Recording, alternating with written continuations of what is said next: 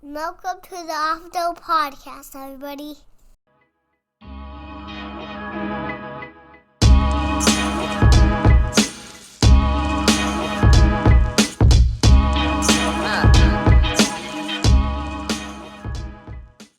Hello and welcome back to the Off the Dome Podcast, everybody. Glad to be back with y'all today. Starting this thing off, we're in this time of year where it's kind of dulling down. All the off seasons are kind of in effect. We just wrapped up NBA Finals. That's done. Now we're kind of just did the draft. NBA doesn't do a draft like NFL does, which is kind of strange to me. They don't really care for that market. They still do the little ping pong ball thing, like, oh, I-9, mark it on your card. You get number 7 to Memphis Grizzlies. Like, they're still doing that old school thing, which is, whatever. But the NFL's made a spectacle out of their draft process, which is crazy to me. Like, before it'd be the draft, you get your guys, yada, yada, yada. Then it's gotten along, and they've covered it more and more and more. Now it's like this whole event. Like, there's a event. You're going to line up. I think it started with me when they did it in Tennessee, and it was just jam-packed. And they did the last one in Vegas, I believe. Crazy. Like, it's a whole spectacle to go to the draft. And the NBA is kind of like, yeah, whatever. We're not really into that whole thing.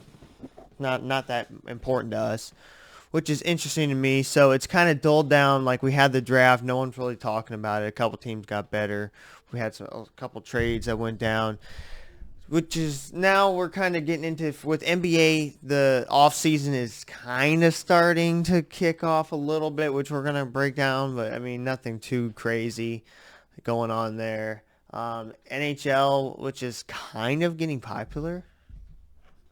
They're throwing it on now. It's getting picked up by the TV programming, so it's on TV more. Now that the playoffs, they just had the Stanley Cup Finals. The Avalanche just won. Shout out to the Avalanche winning the Stanley Cup Final. Didn't actually watch any of it. But now it's on like TNT and TBS, I think. So I think Turner's broadcast picked it up or whatever. They're going to be doing hockey now, which is interesting. If that's going to be on, I might watch hockey next year just because whatever. It's something to watch to go along with the NBA, which is interesting. So I might check that out. But we're kind of in this period right now where nothing's really popping off. We're not doing anything crazy. Sports are happening. All we have right now is baseball, which we're going to kind of start picking up talking about. We're going to check that out. But I want to start with the NBA, with the trades rumors going on and what's going on with Kyrie Irving. It sounds like now, it was real crazy going on. Is he going to be going? I did a piece last episode where I thought Miami or where New York was the best suit, which they've changed course and Knicks fans are not happy. They're actually backing out, like they're not even going to consider that anymore. They're going for Jalen Brunson. They're pivoting, going all in on Jalen Brunson, which was interesting. The Mavs might not bring him back, and the Knicks might take him away. That's kind of interesting. But with Kyrie Irving, he's now, it was either the Lakers or I was saying the Knicks, Lakers, Heat. Well, no one's biting. I think the Heat are staying where they want to be at. They're going to stay the same. The Knicks, like I just said, they're going for Jalen Brunson. They're out. So it was just the Lakers. So it was either the Lakers or nothing. And the Lakers fans got happy because we thought, oh, he's definitely going. And then it was like, nah, not happening. Kyrie Irving came out and said, I'm opting and I'm going to do this thing. Let's run it back. Thought that was kind of interesting. Odd. So, because I was kind of wondering, I seen where Dame posted a picture of him and KD. Like, oh, maybe these guys linking up. Because if Kyrie was going to leave, which the Lakers didn't make sense. I don't know who they were going to get from the Lakers, but whatever. Even if it was Russ, like, I don't think KD's staying for that shit. Like, I think he's out. He's like, nah, I'm out. That would have been interesting to see where he might have went if he would have got fed up with that bullshit. But they're going to run it back. So it's going to be interesting. NBA next year is going to be interesting because there's a lot of teams coming back healthy. And then a lot of teams not running it back because really not a lot of big moves. We might see where Zach LaVine's going to go. Doesn't sound like he's coming back to Chicago. So does he go anywhere? You look at the West. I thought the East might be harder. I think the West is definitely a lot harder because they're going to come back. You look at the teams like, I don't know, Boston might be have a better shot to come back just because they're in the East. Because the West, you have Denver's coming back. They get two guys back, Otto Porter and Jamal Murray. They're going to be healthy with the MVP back, so that's going to be tough right there. Clippers now. The Clippers are going to bring back Kawhi. He's healthy. Paul George, and I forgot, John Wall is signing. He's coming back, which he's been out too. He's kind of been forgotten in this whole thing. He was a part of the Russell Westbrook original deal. They got him he went to the Rockets after the Wizards, and he's just kind of been whatever.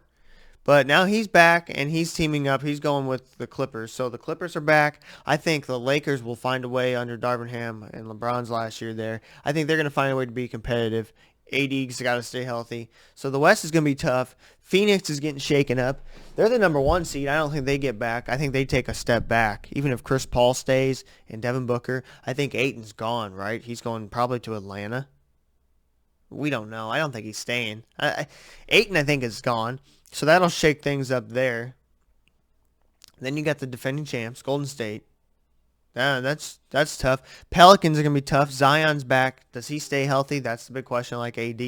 If he stays healthy, Pelicans are young and crazy. Don't forget about Ja. Ja and them boys. They're talking. They're talking that talk. They're ready to be back.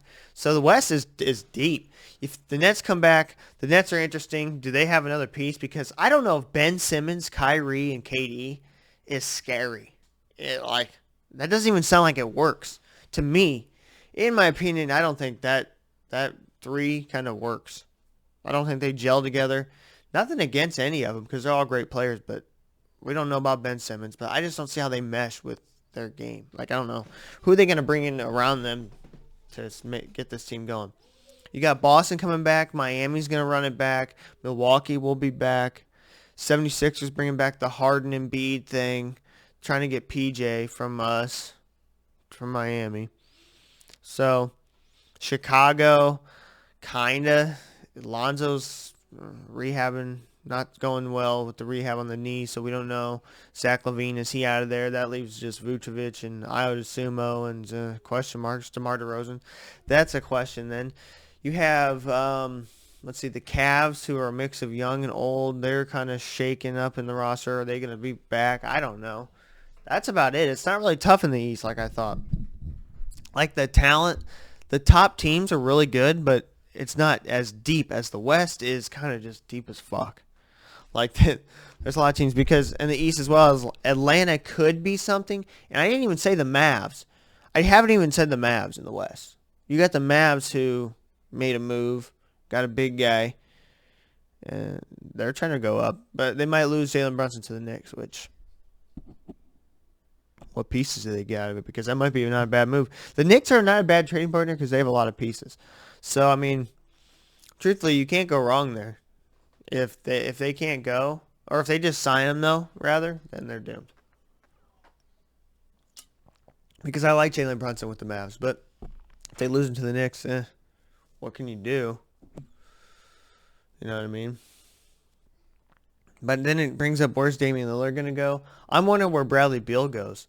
If it was just in Brooklyn, Kyrie and Kevin Durant, I would say Bradley Beal would fit with Brooklyn, but not with Ben Simmons too. They can't have four guys like that.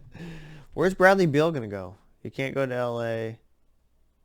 What does he stay? No way he stays with the Wizards, dude. That's just atrocious. But I'm wondering where Bradley Beal's going to try to go. Bradley Beal, Zach LaVine.